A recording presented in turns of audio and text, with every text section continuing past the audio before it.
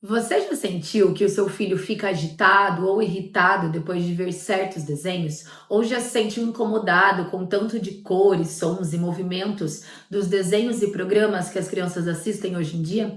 Pois é justamente sobre isso que vamos falar: os desenhos de baixo estímulo e por que eles são recomendados para as crianças. Eu sou Ana Dubena, pedagoga da Unique Kids, onde a diversão encontra o desenvolvimento.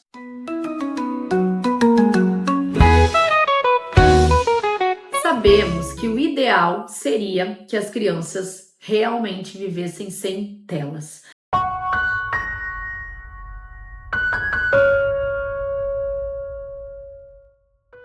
A idade indicada para dar celular para uma criança, na verdade, já seria numa idade de adolescente. É a partir dos 14 anos, sabiam disso?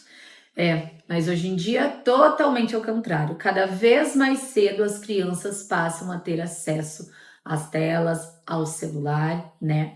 Isso, além dos fatores que eu já trouxe aqui em outro vídeo sobre obesidade, distúrbio de sono. Existem pesquisas agora que mostram até o comprometimento motor da criança, já que crianças de 1 ano, 2 anos estão sendo expostas ao celular, então elas ficam o tempo todo nesse movimento e isso está trazendo prejuízos até para o seu desenvolvimento motor, né? Então as crianças estão com dificuldade de pegar num garfo, escrever, cortar. É como se a mão só tivesse travada no movimento das telas. Então realmente é um assunto muito sério que a gente precisa olhar com a devida atenção e importância que ele tem.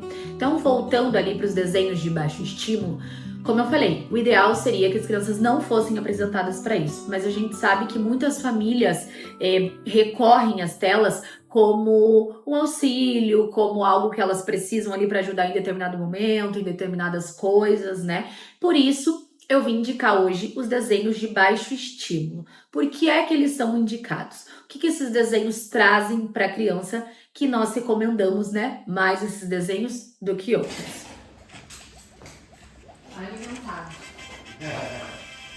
Os desenhos de baixo estímulo foram pensados justamente para não sobrecarregar os sentidos das crianças. Isso porque eles têm pontos muito importantes em comparação, né, com outros desenhos aí. Então, eles têm pouco estímulo visual, eles têm uma trilha sonora mais tranquila, sem muita agitação, uma narrativa simples e direta. As cores dos desenhos é o que nos chama muito a atenção, são cores mais suaves, mais neutras, né? Então, com esses desenhos, a criança realmente, ao invés dela ficar agitada, ficar ansiosa, ela consegue realmente se tranquilizar, se acalmar. É até engraçado que muitas mães relatam a diferença de interesse. Então, se você coloca um desenho de alto estímulo para a criança, como Macho e Urso, por exemplo, e um de baixo estímulo, como Daniel Tigre, a lógica é que a criança se interesse mais pelo desenho de alto estímulo, porque o cérebro está ali o tempo todo.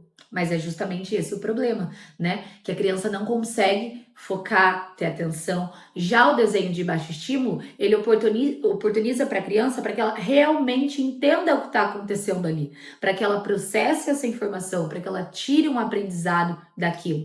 Esses desenhos em especiais, eles são muito indicados para as crianças com TEA, né? Que são os autistas. Por quê? Porque eles vêm com a intenção justamente de tranquilizar, de passar algo tranquilo, calmo, né? Então, muitas vezes a criança tá em um momento ali de ansiedade, de crise, e assistir a um desenho de alto estímulo vai só prejudicar, potencializar tudo isso, diferente dos desenhos de baixo estímulo. Então, vamos pensar juntos. Se a gente parar para pensar nos desenhos como Ladybug, Macho Urso, Cocomelon, esses desenhos têm muitas cores, muitos movimentos, automaticamente muito estímulo sensorial para as crianças, tá? Elas não conseguem processar toda essa informação que está acontecendo o tempo todo.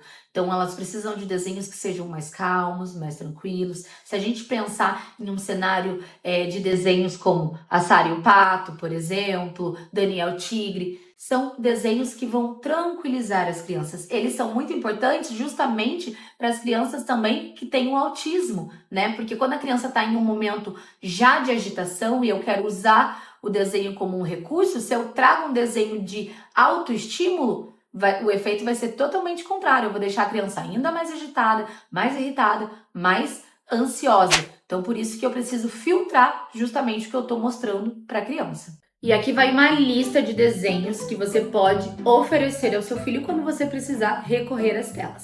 Então, Sara e o Pato, Calil, que é um dos meus desenhos favoritos da infância, Bluey. A Bluey, ela tá bem alta agora e é um desenho atual e também muito leve, muito tranquilo, com aprendizados bem legais, então a gente super indica. Daniel Tigre, Zé Coleta, que é um desenho muito bacana que tem na Netflix, e Charlie Lola. Charlie Lola é sensacional, assim, um desenho muito tranquilo, mostra uma relação de irmãos muito bacana, cores suaves, desenhos ali, o desenho é feito com o próprio, né, desenhos nada de computador, então é muito bacana. Eu até usava às vezes de recurso quando a gente precisava usar algum vídeo informativo para complementar ali na sala de aula, eu recorri a Charlie Lola, então é muito bacana. Gente, eu quero deixar uma coisa bem clara aqui, não é crucificar todos os desenhos, muito pelo contrário, eu sei que atualmente é muito difícil os pais realmente fugirem disso. Se você apresenta um desenho ali para o seu filho, ou melhor, se você não apresenta um desenho ao seu filho, vou dar um exemplo aqui, Patrulha Canina, que é uma febre aí entre as crianças.